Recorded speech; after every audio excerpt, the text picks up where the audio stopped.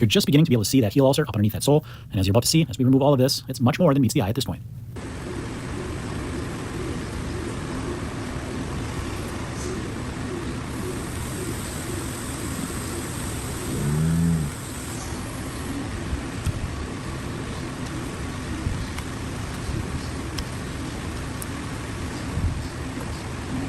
I'm working slowly and deliberately as I work around this area because it's hard to explain, but as you go through different consistencies of hoof horn, that knife will have a tendency that you'll meet resistance when you get through the wall section, like right here. But as soon as you enter that soft heel bulb area, that knife can zip through there. So you got to be real careful, have measured amounts of resistance, because certain points of that cut, you're going to need to put a little bit more force when you're going through that outside wall. But when we're dealing with this area here in the heel, it takes almost nothing to remove that hoof horn. So you got to be measured with your knife work so that you remove what needs to be with the right amount of force so that knife doesn't zip into places that it shouldn't be.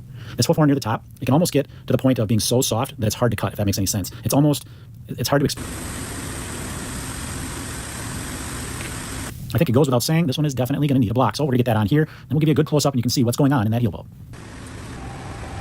As promised, we'll give you that heel bulb. You'll see all the different areas that are affected here. Now for the thorough clean down before we get this all wrapped up.